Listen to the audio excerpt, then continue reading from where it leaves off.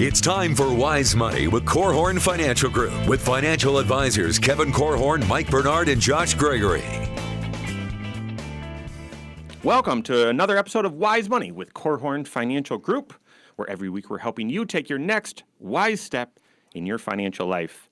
My name is Mike Bernard. Thanks for being with us today. I am one of the certified financial planners on the show. I'm also your host. With me in the KFG studios, my business partners, Kevin Korhorn and Josh Gregory. You know, sometimes it feels like the finance industry has an acronym for everything. Even on this show, you hear us talk about IRAs and HSAs, AGI, TOD. Go right on down the line. OMG. There you go. Would you get to the point ASAP? That's right. The point, though, is we've got another one to give you today. Do you know what an ETF is? And more importantly, do you know whether or not it fits in your financial plan? By the end of today's episode of Wise Money, you will. He said ETF, not. All right, if you have any questions, reach out to us. You can do so in a few different ways. WiseMoneyRadio.com is how you find us online. You can submit a question right there on the right, as well as listen to previous episodes. Find us on social media, Facebook, Twitter. The YouTube channel has every show as well. You can leave comments there. You can catch up on previous episodes. Just search Wise Money Radio. And lastly, call or text 574-222-2000. You can submit a question right there. Call or text 574-222-2000. We are launching today's program with a question from Gary. Here's what he asked. Gary's 53, he's from Granger. Is it better to invest using mutual funds or exchange-traded funds? My financial advisor uses mostly active mutual funds, but I have a friend at work who's telling me exchange-traded funds are better. Okay. Interesting. Good question, Gary. I like the question because it opens us up to be able to maybe even just teach what mutual funds and ETFs are for starters. I actually tried to teach this to my kids and failed miserably. Explaining what a mutual fund is to a child, it's pretty tough. Hey, you want to make your kids mad? Yeah. Explain to them what taxes are and how those work. No, that makes me mad when I explain it to them. So I think, but before we would even define what a mutual fund is or an exchange-traded fund is, I would want to just get above the fray a little bit and explain what a tool is. Because a tool is something that you use to do a job, and a mutual fund is a tool. An exchange-traded fund is a tool. They're similar tools. So if you went and looked in your financial toolbox, you might see them on the same shelf. But I am always leery when someone walks up and says, hey, the pipe wrench is superior to the hammer. And I say, well, guess what? If you have different jobs to accomplish, different tools might make sense. So people say to me, oh, I hate annuities. Don't even use the A word around me. And I say, well, that's curious. It's just a tool. Mm. And you can use a good tool for the wrong purpose. That's right. And which is why some of these, especially that A word, get a bad rap, because a lot of people have sold them and used them for the wrong job. Use the tool for the wrong job, so you say that tool's bad. No. Right. So certified financial planners and artisan craftsmen in the financial planning space, we have our preferred tools and tool set, but we are not opposed, and I can see the glory and the incredible use of various tools. So if you said to me, hey, I love mutual funds and hate ETFs, I'd say, good. Life isn't going to treat you well as a hater, but good for you. and if they said, oh, ETFs are the way to go, and I'm going to get a vanity license plate saying ETF, good for you. Good on you, you know?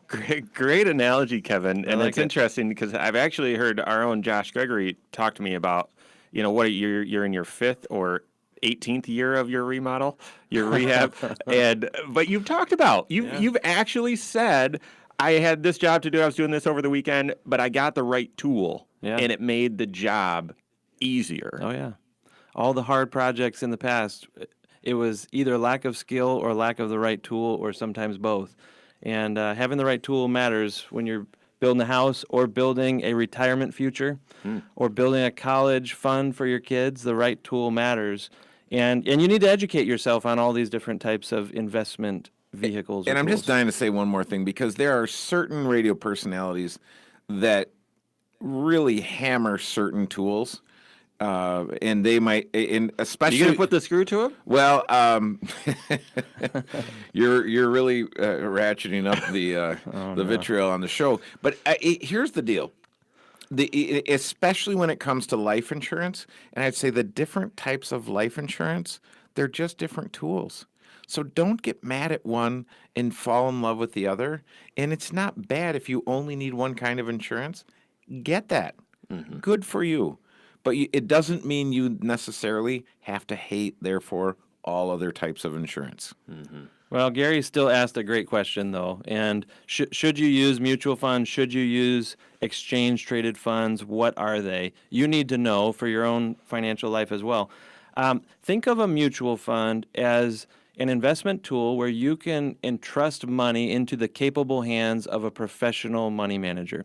Someone whose job all day, every day is to decide how your money should be invested.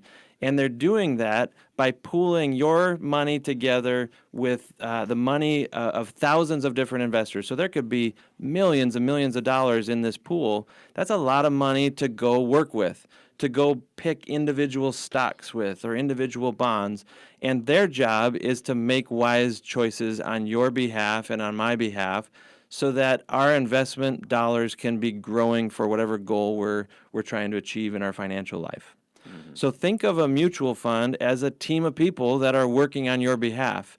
And not all of them are great. Some are mediocre, and there are some that are just flat out bad. And, having a methodology or a system for picking great mutual funds is really one of the ways that a certified financial planner can be serving you well, because they're going to make those recommendations in the context of your financial plan within view of the goals that you're trying to achieve. But how does that contrast with an exchange-traded fund? So an exchange-traded fund is a similar pool of dollars that investors or consumers are entrusting to a professional to manage in a certain way and on the exchange. But the professional, a lot of times with an exchange-traded fund, is an algorithm or a computer model where the exchange-traded fund is just intended to follow an exact specific recipe, following a certain sector, a certain index, and there's not as much. There can be some, but there's not as much active training and decision-making. Well, give an example of that. The most famous and the oldest index in the stock market is the Dow Jones Industrial Average, which is really only 30 stocks in the investment world. It's 30 stocks that are being tracked every single day and reported to you on the news. And you can buy an exchange-traded fund that mimics that basket of stocks. In other words, if the Dow Jones Industrial Average is up on a day, this basket of stocks should be up the same way, because the exchange-traded fund has gone and purchased those 30 stocks for you. You can own them yourself. Now, the interesting thing, though, is you can have mutual funds that are index funds. I actually think, Gary, that's probably his question. Should I use active managed funds, or should I follow an index?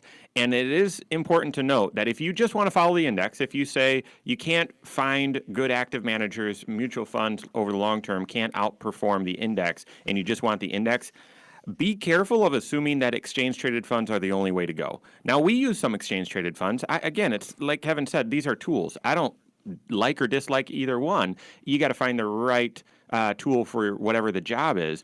But there are a lot of indexed mutual funds that there's no commission to purchase them or sell them, and the internal cost of them is cheaper than an exchange-traded fund.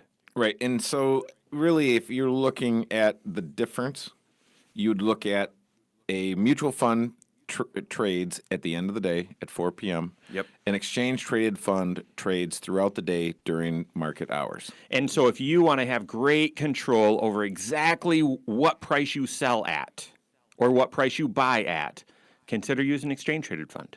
So if you're very, very intentional on that, and we've got some strategies where we have been, that's what we've used, right? But other times, We've used mutual funds because it trades at the end of the day, and we'd rather have a little more control on price. A little bit more to answer here Gary's question, as well as what do you think actor William Shatner says about his best investment and his worst investment? We've got that and much more coming up here on Wise Money with Korhorn Financial Group. I'm going to be honest right now on YouTube. I've never, ever watched a single Star Trek show, movie. I've never seen it. And I don't even know what that is. I'm a Star Wars fan. Not fanatic, but I am a Star Wars fan. I've never even seen it. I can't say I don't like it. I just have never seen it. So That's a shame. William Shatner to me is he stars on commercials. Yeah, I watched in the movie theater. I almost think this would have been back when I was either in the army or in a long time ago, 30 years ago, when Star Trek was in the movie theater. Yeah. And there was a guy, and they were some bizarre form of torture. They put this little worm type thing in his ear, And you were done? it would go in and eat his brain. I'm like, okay, that's it. and I couldn't. All I could do was I'm thinking, okay, has that happened? Did that happen to me in my sleep? Is that going to happen to me? Is that my destiny to have some sort of strange bug eat my brain? funny. So I said, you know what? I can't deal with it. I know Star Trek is true. I know it happened. And I know it's real, and that's what I'm into. So during the movie, I can just see you, turning to your buddy and say, "I need some more popcorn," and then just, "What happened to you, digging into Korhorn?" your Oh, I just decided to stay in the lobby. I had to tie my shoe or something.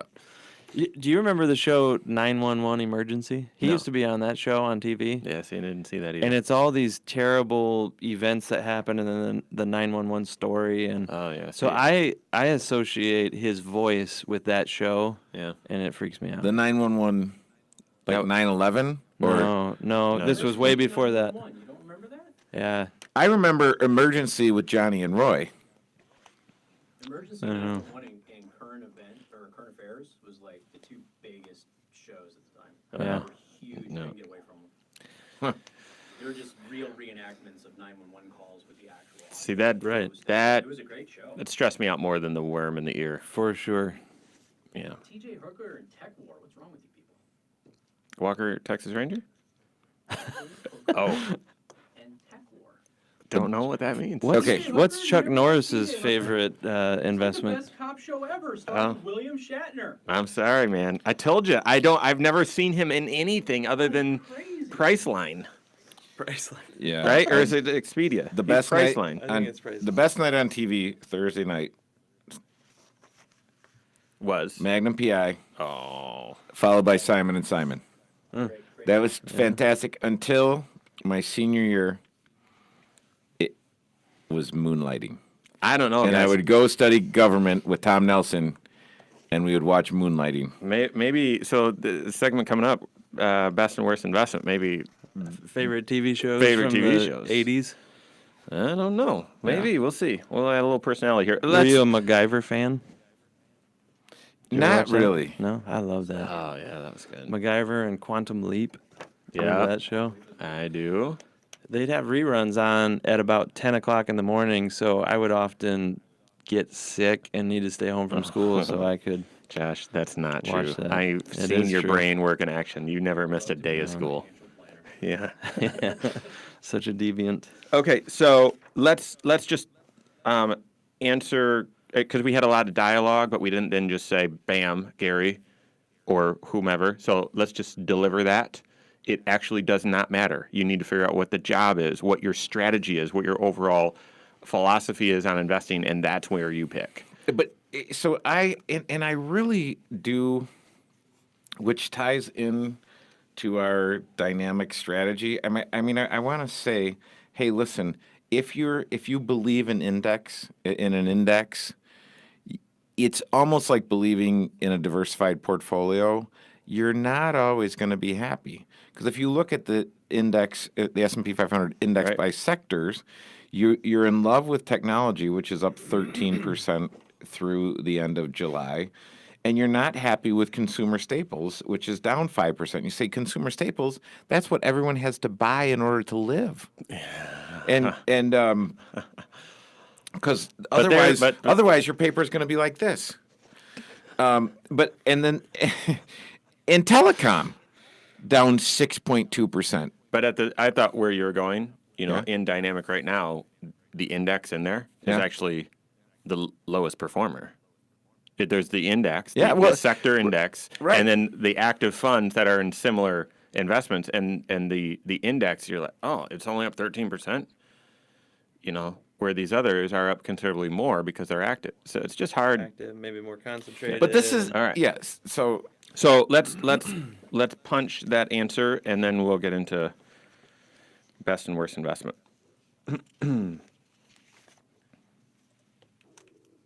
What is your best investment in your career? What's your worst? We're actually going to reveal William Shatner's answer and then have a little fun with that, and we'll all talk about it as well. This is Wise Money with Korhorn Financial Group. Thanks for being with us today. My name's Mike Bernard. Here with me in the KFG studios, Kevin Korhorn and Josh Gregory. Special thanks to the attorneys at Ledoux, Curran & Keene, as well as First State Bank for making the Wise Money Show possible. Thank you very, very much. Once again, if you have a question, we're doing nothing but questions today. You can find us online, wisemoneyradio.com. You can find us on social media, Facebook, Twitter, YouTube. Just search Wise Money Radio. And you can call or text us, 574-222-2000. With any question, any issue, whatever, call, text 574-222-2000. So let's just put the wraps on this. Gary was the first question. He's 53 from Granger. Is it better to invest in mutual funds or exchange-traded funds? We said those are tools. You need to figure out what the job is and then pick the right tool for the job. What else would you add to answer Gary's question or anyone else who's pondered the same thing? So the only thing I would add is a mutual fund has a charter. This is what it's supposed to be invested in, and an ETF is the same way. So if it's 600 small stocks, it's going to be a small stock index. If it's 500 large U.S. stocks, S&P 500 index. So it's going to be an index within the. So if you invest in that, you're going to get very, very, very close to the results of the index. And if you're satisfied with that, then that's what you should do. Realizing that within that index, so just the S&P 500, through the end of July, consumer discretionary things that I can choose to buy or not to buy are up 13%. Technology is up 13%. You say, oh, woohoo. But consumer staples, the stuff that I have to buy to run my household, are down 5%, and telecom's down 6%. And if you had AT&T stock, it's down 20%. So this is where you didn't avoid the sectors and segments of the market that are underperforming. And so this is where I would say what you have to do is figure out what your investment philosophy is, and then what are the tools that will help you accomplish that. Yeah, and how you piece those tools together matters as well, because whether you're choosing actively traded mutual funds or these more passive exchange traded funds, you can make a bad purchase. There are some bad funds out there, or you can look back on the recent performance and think, oh, those investments that are up 13%, that's what I need to load up on. And you may be buying just the wrong stuff because you're not taking a disciplined approach to picking the investments. So how you piece these investments together matters, and taking a disciplined approach is something that a certified financial planner will help you with in your financial planning. It's funny because Josh said you can make a bad purchase of these, and people are thinking, how in the world can you make a bad purchase? But to me, the easiest example is I had this prospective client come in, showed me his brokerage statement, and he had used a leveraged ETF. Ooh. And he was on the golf course, and his buddies told him, hey, you need to make a bet on oil. But if you really want that bet to pay off, you Double down. yeah, or you could even triple down. Wow. And if you Google it, 4 times leverage is here. Velocity shares, woo! So you could make a horrible decision if you're not careful and not really even realize it. Yeah. Because no one ever pulls the trigger on that believing it's a horrible idea. Right. That's You, right. you believe that after the fact. That fits right in line in the kind of the theme of questions recently. Actor William Shatner, Star Trek guy, Hollywood personality. I was confessing on YouTube, I've never seen anything that he's in ever, and I know he's super famous. But he was asked what his best investment was, and what his worst was. Kevin, recap. So what do you share? So his best investment was a car. So he had made. What? Dave Ramsey is freaking out. Oh yeah, Dave doesn't like a car being called an investment, and nor do I. It's Right. a depreciating asset. So, but he had borrowed $200 from his dad, and he'd saved $200. He got in his car, drove to Toronto, and that's where he started his acting career. Now that is interesting. As long as we're getting into the interesting part, earlier he had saved $500. And he had heard that uranium was really, the next big thing. He put his entire $500 into uranium company stocks, and that he was going to use the proceeds of this to go to New York and start his acting career. And by Friday, the Canadian government announced it wouldn't be buying any more uranium. He lost his entire $500 and didn't get to move to New York. I'm just going to tell you real quick. A lot of people have the question, when I'm investing, can I lose it all? Could the stock market go to zero? If you're going to gamble, which is I'm going to put all my money on this company, or I'm going to quadruple down on oil.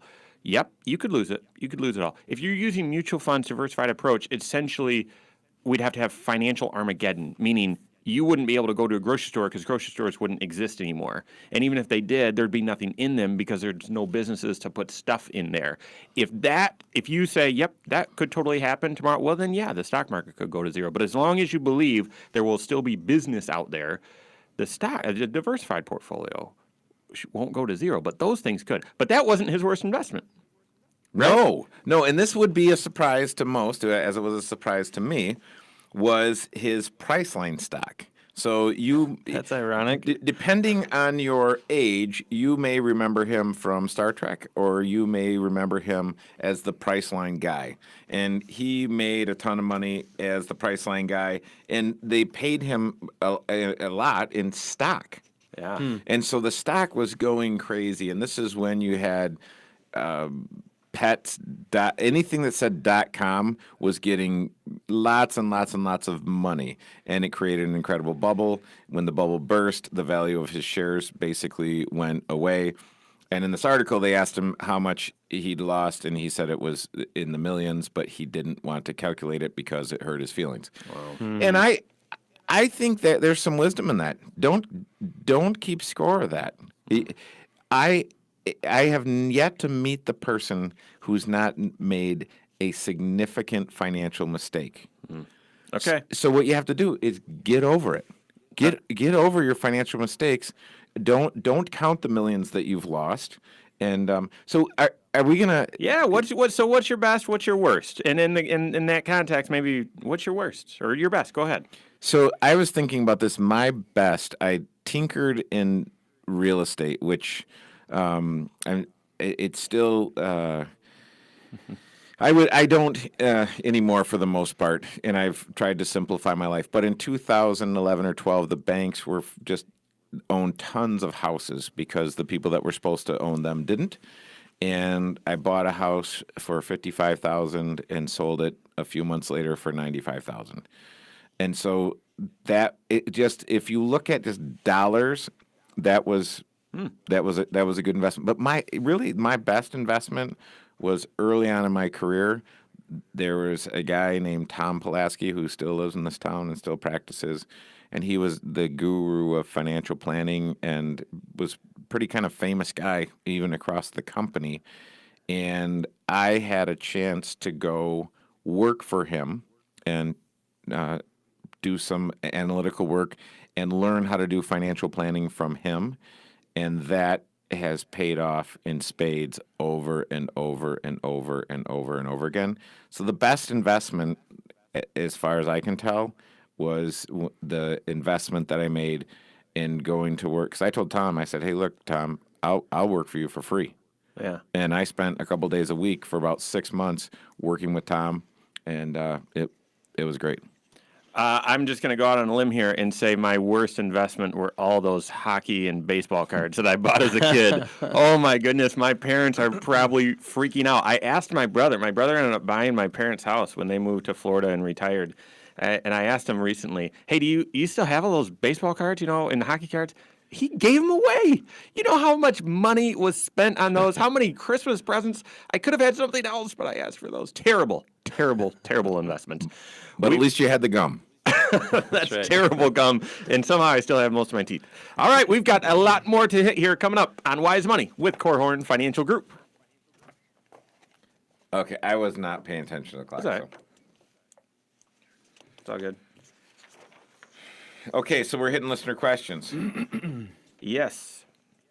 I can manufacture a way to tease it back out, Josh, add personality. Do you have something you want to share with best and worst? A little. I don't care. I can. Okay. We should. I'll start with that. Yeah, you should start with that. Yeah, good. All right.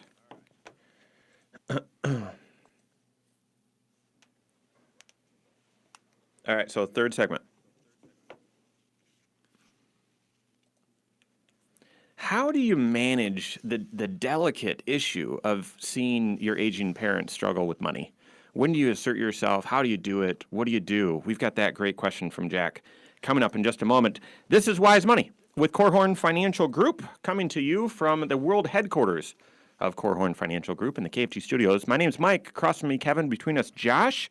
Thank you, Bethel College, Adult and Graduate Studies, as well as Diane Bennett with RE/MAX 100 for making the Wise Money Show possible. Thank you, thank you, thank you. If you have any questions, today's show's nothing but questions. You can reach out to us a few different ways. You can call or text 574-222-2000. That's 574-222-2000. Find us online, wisemoneyradio.com.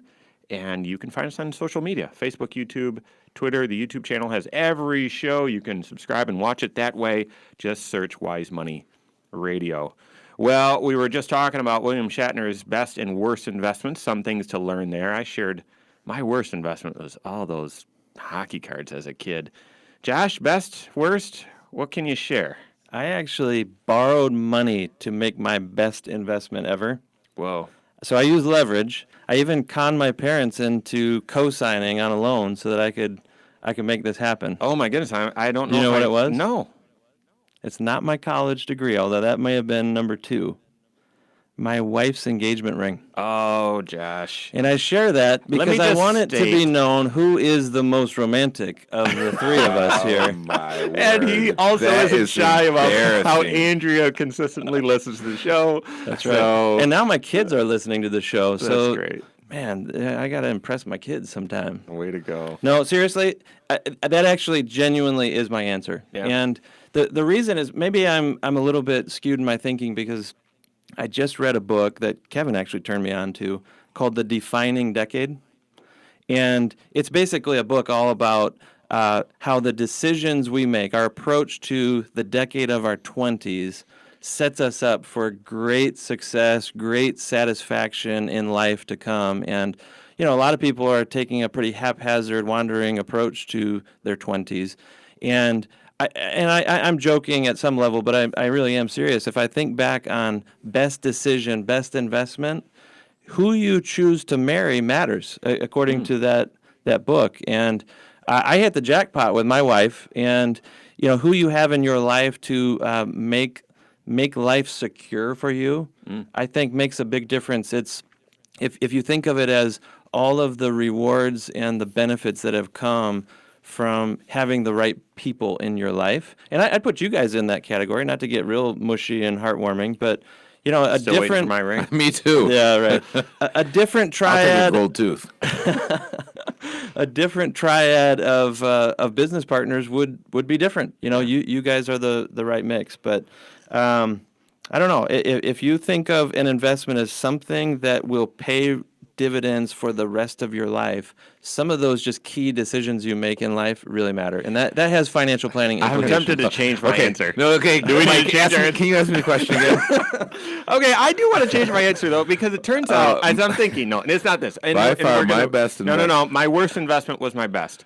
When I was in 7th grade, between 6th and 7th grade, my parents said, if you read X number of books this summer before school starts, we'll give you $500. I said, absolutely. Knocked that goal out of the park, got my $500. My grandpa said, well, you got to invest that money.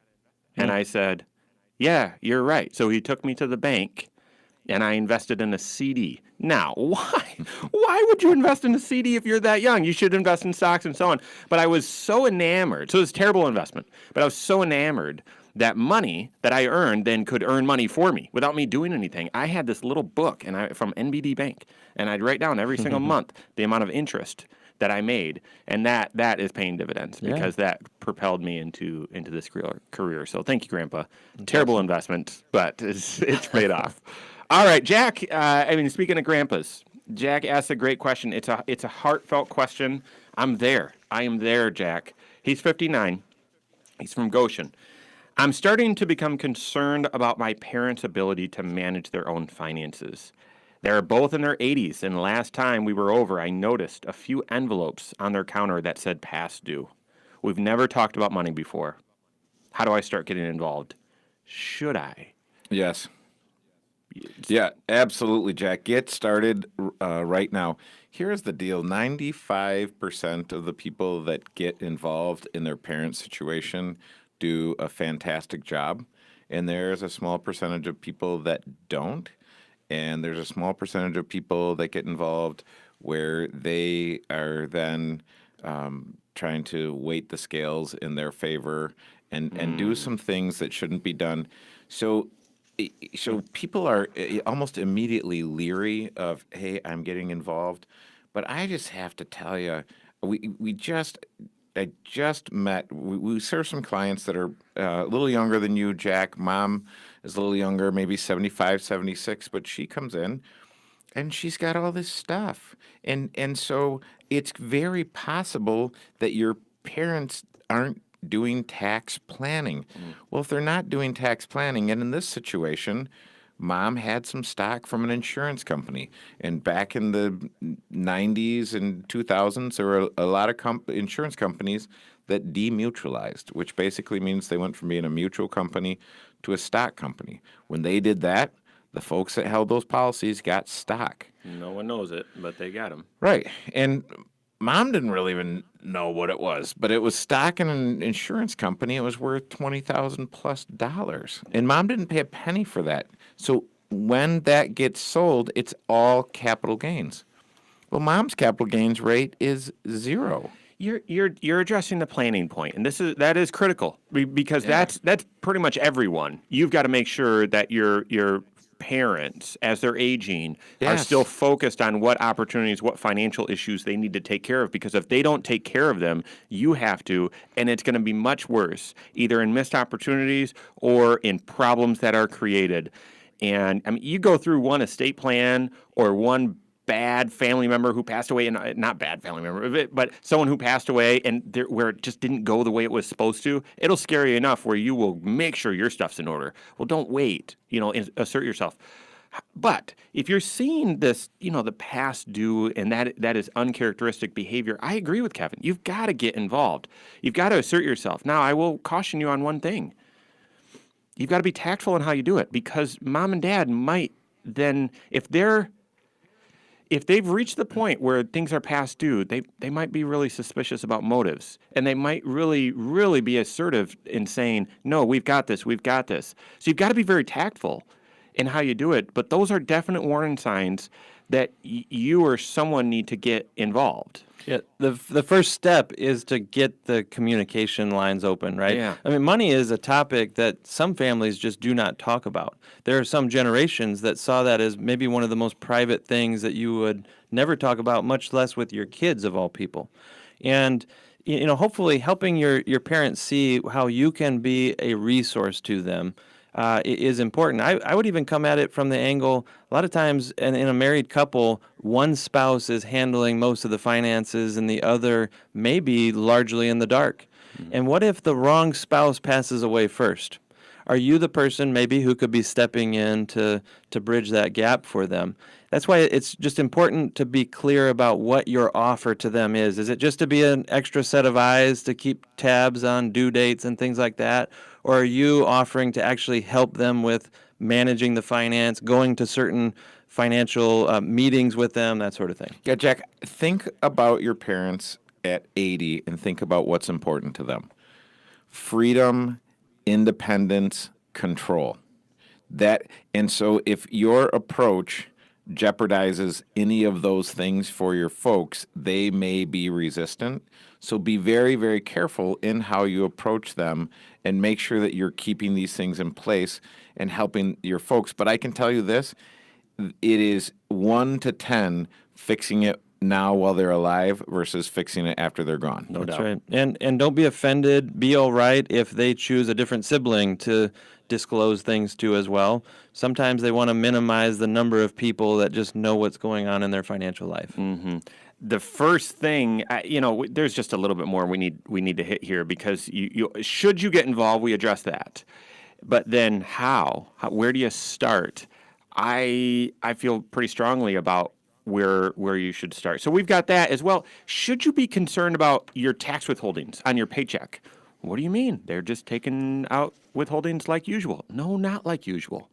The game's changed. Do you need to do something about it? We've got that and more coming up here on Wise Money with Korhorn Financial Group. Yeah, I just looked at a tax projection yesterday for one of our favorites who lives in the Fishers area. Mm-hmm. And they're going to owe a considerable amount of money. And no one is realizing this. And when the new withholding tables came out, all they did was increase that amount. Yeah.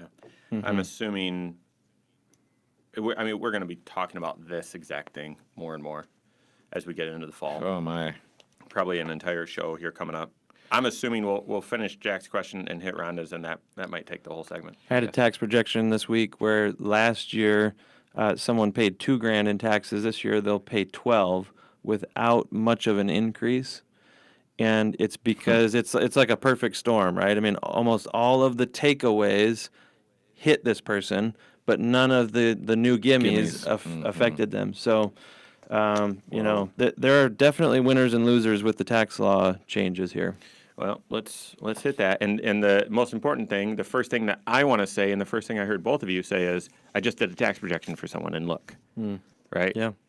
So that's where you got to start. So I think so. Let's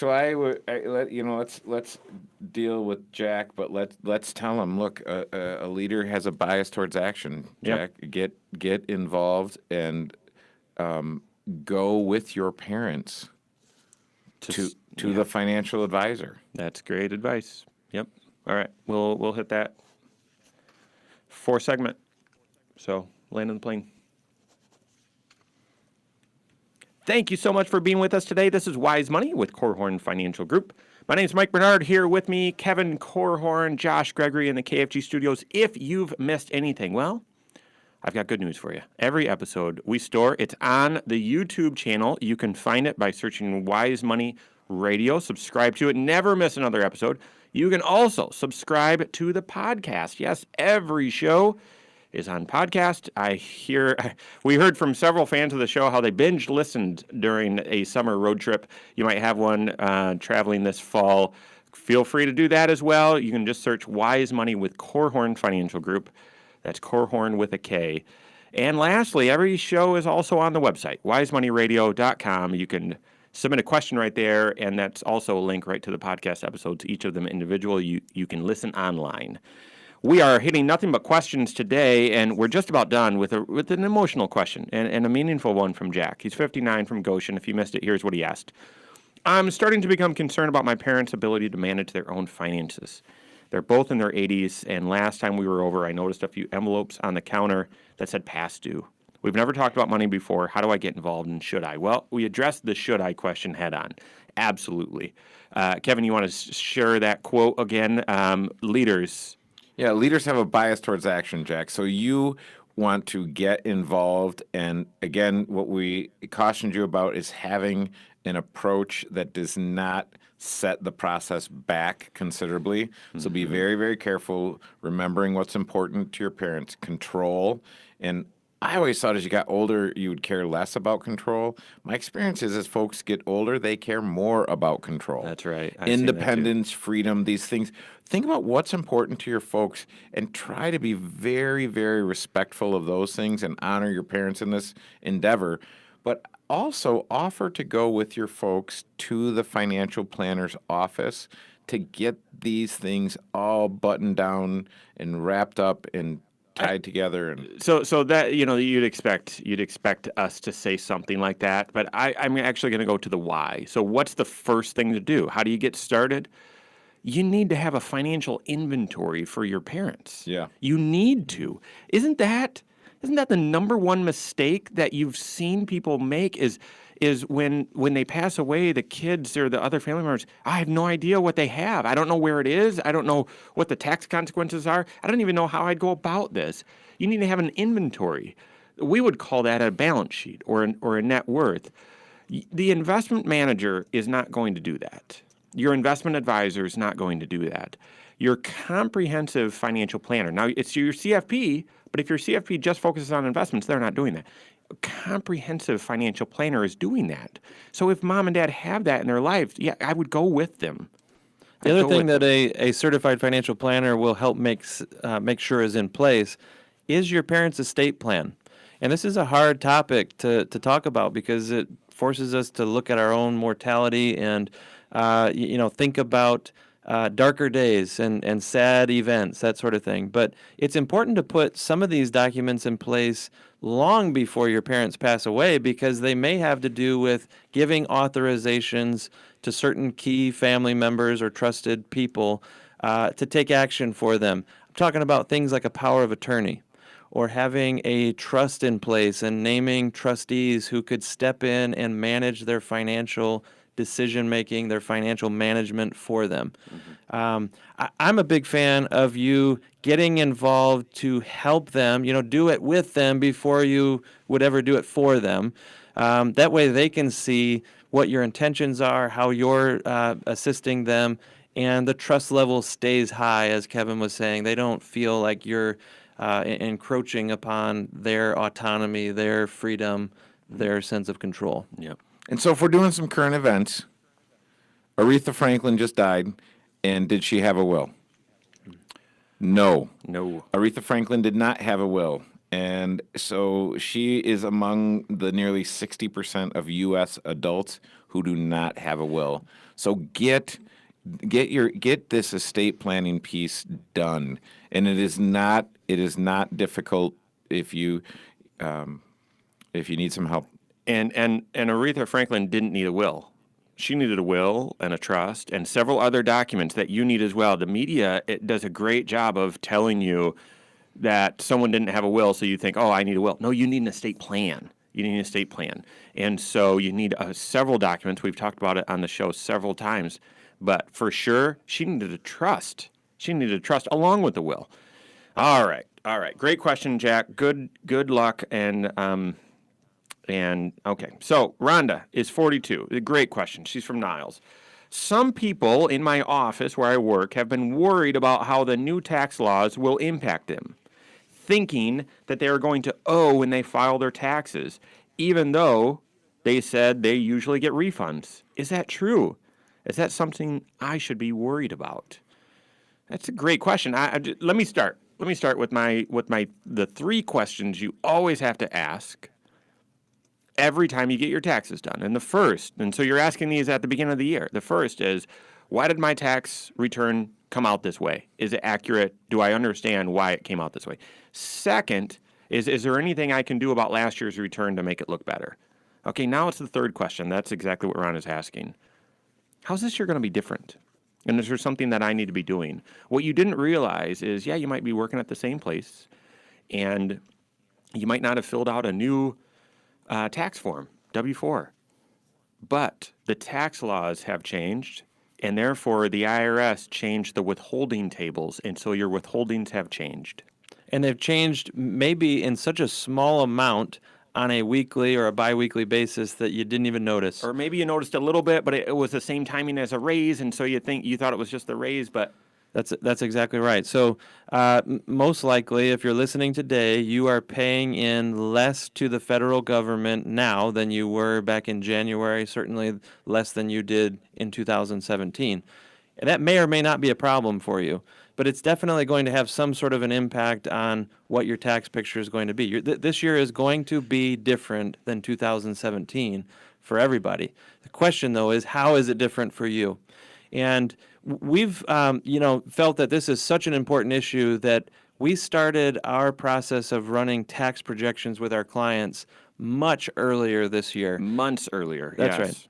We want to get way out ahead of this issue because if there are adjustments that need to be made in your withholdings or strategies that need to be dreamed up, you need time to do that.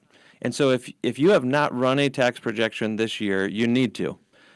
You need to do that in the context of your financial plan. A certified financial planner can work with a CPA to get that done for you.